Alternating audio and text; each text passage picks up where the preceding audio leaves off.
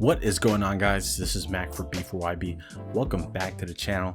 And today's video, we're going to be doing the review of my Lomogon 32mm f2.5. All right, let's get to it. So today, guys, I'm doing a lens review, and I want to preface this video by saying, first of all, I'm not a pro photographer, videographer, or anything like that. Way more qualified channels out there. If you want to see more technical reviews and things like that of that nature, then maybe you can go check out those kind of channels, because there's a lot of great ones out there. I personally just want to give you guys my opinion and my experience shooting with this lens from a what would I say, like a hobbyist's perspective. So I'm just some dude on the internet talking about a camera lens. How about that? And if you're new to this channel, please consider subscribing if you want to see more content. I produce tech videos and things about cameras, things like that. Anything that piques my interest, I kind of just shoot a video and kind of upload it here. All right, now with the shameless plug out of the way, let's get back to the video. So the first thing I want to talk about is the build quality. Now, if you guys haven't seen my unboxing video, check it out over here. I briefly talked about how much I enjoyed the build quality, how nice it is, how great it feels in the hand, and that still holds true here. I think that Lomography has done a great job with this Lomogon 32. I think that the aluminum construction is very solid, and if you got the brass version, it would probably be even better and a much more interesting look. For me, using the aluminum lens, it is light, but it's solidly constructed, and comparing it to other lenses that I've owned in the past in my kit, I think that this is one of the nicer built ones in my kit. Now let's talk about who is this lens made for and why does this lens exist. So Lomography created this retro style lens, and if you look at their website, you look at the lenses that they have, they like to create these weird retro style lenses, and they're not really going to be for everyone. It's not going to be everyone's cup of tea. I just remember seeing this on Kickstarter, and what really drew me to this lens is the fact that there were a lot of street photographers using it, and it just looked really cool and looked like it produced really nice photos.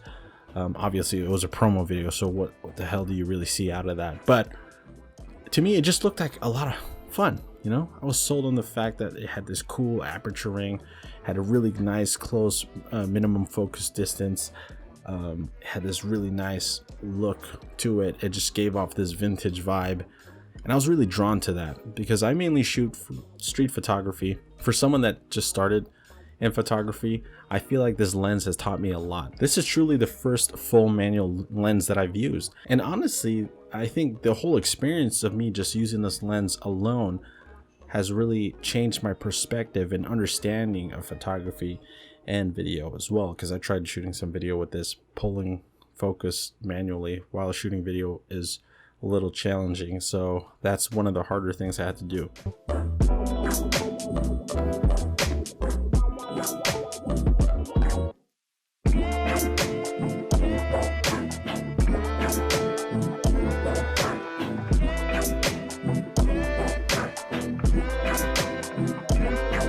So back to the question, who is this lens made for? I think that this lens is made for the street photographers out there that absolutely only shoot stills and want a really distinct look with their photos. So if you're somebody that owns a Canon EF camera, then this lens could fit in that.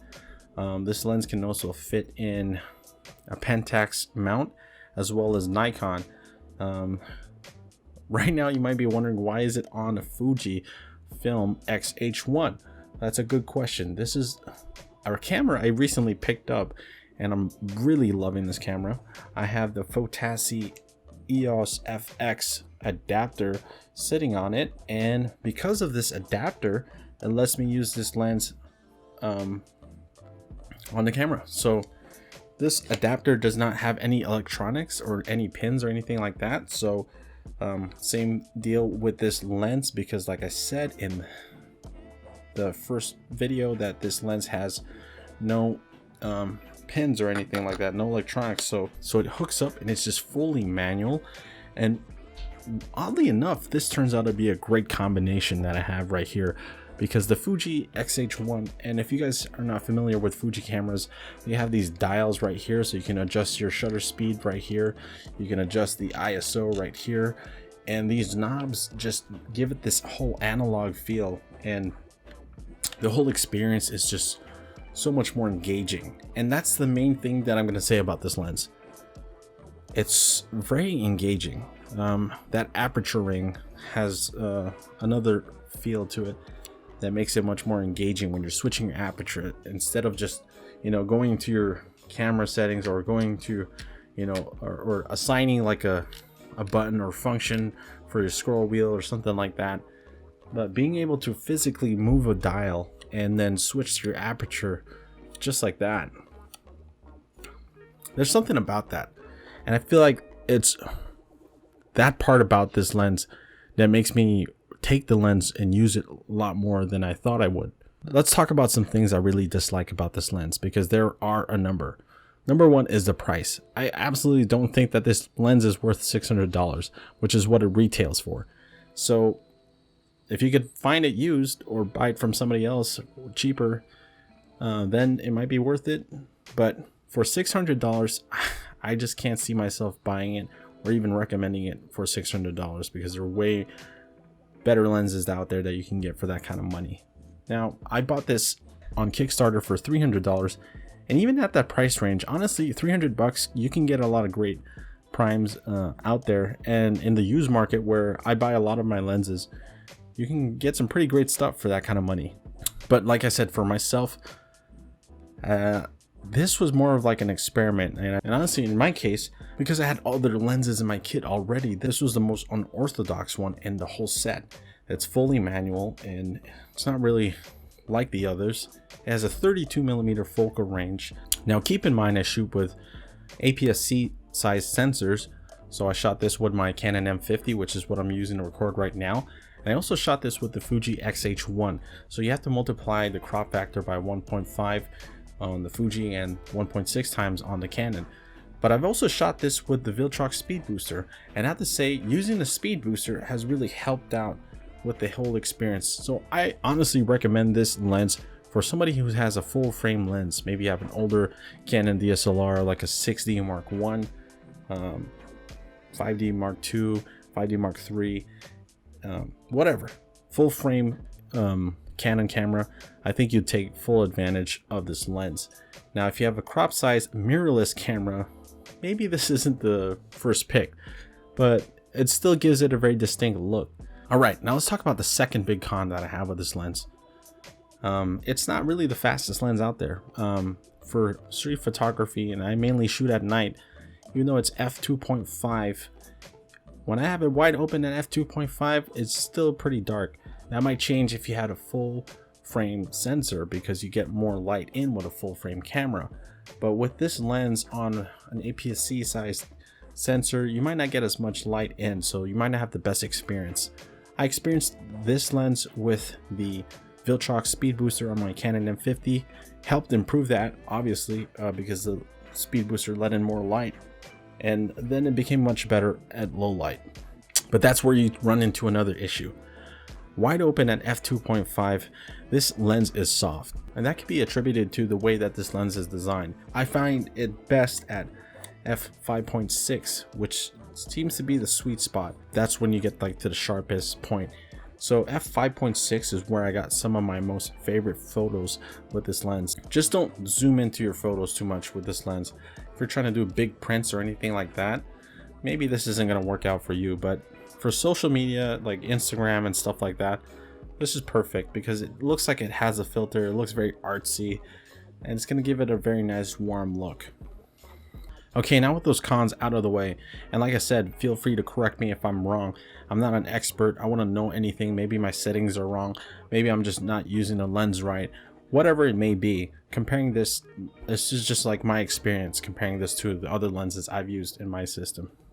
All right, now let's talk about more good stuff about this lens. This lens is one of my favorite lenses, despite me talking about how it isn't so sharp, how it isn't so great. I'm going to be putting up some photos, some samples of the shots I took with this lens, both on the M50 and some of the shots I took with this X-H1.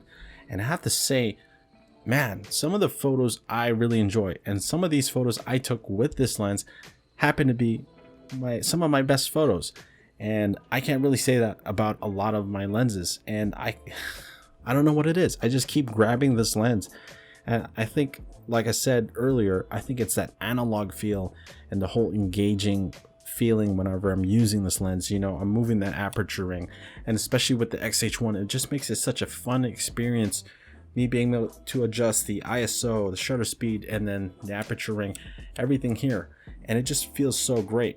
Oh, speaking of aperture ring, I forgot to mention, even though it is so cool like that you have an aperture ring here, it could also be considered one of the biggest cons too, because like I said in my unboxing video, it is a real concern when it comes to dust, and I can already notice that there are dust particles in my lens because of that aperture ring bringing in some dust. So if you're going to store this lens somewhere, make sure you store it somewhere where it doesn't get a lot of dust. And I also noticed, despite that thing being really cool, if you're not really careful how you're walking around holding the camera, you can accidentally move the aperture ring. This has happened to me a couple of times where, as I'm trying to get a shot and I'm wondering why it's so dark, I'm like looking down my viewfinder like, I thought I had this at f2.5, and then I looked, I slightly moved the disc. It's kind of like in between 11 and 2.5, and now I can't really see my subject. So just keep that in mind. It does click and it steps down, so you know when it's in whatever aperture setting you're in. So just keep that in mind. You have to be really mindful about that, because you can easily move the disc or the dial, whatever you want to call it. The reason why it's one of my favorite lenses, I can honestly say, comparing this prime to the other primes and other lenses that I do own. So the other primes that I own, I have the Canon EFM 22mm f2, and I have the Canon 50mm f1.8. So those are my two other primes, and comparing that to this really has a different look, a very distinct look. Although my photos are edited, just know out of the camera, the colors and the quality of the shots look really nice. The colors, I have to say, are very warm, almost has like a film kind of look, a very vintage look. And that's something I can't really say about the other lenses that I do have. Although the bokeh and the sharpness and the detail is not as good as those lenses, and those lenses just have a very neutral, clinical kind of look to them, whereas this has a very nice, warm, colorful look, if that makes any sense at all. I don't know what I'm saying, but that's what I feel whenever I'm using this lens, and that's what I see when I take photos. So is this lens the most practical lens you can get?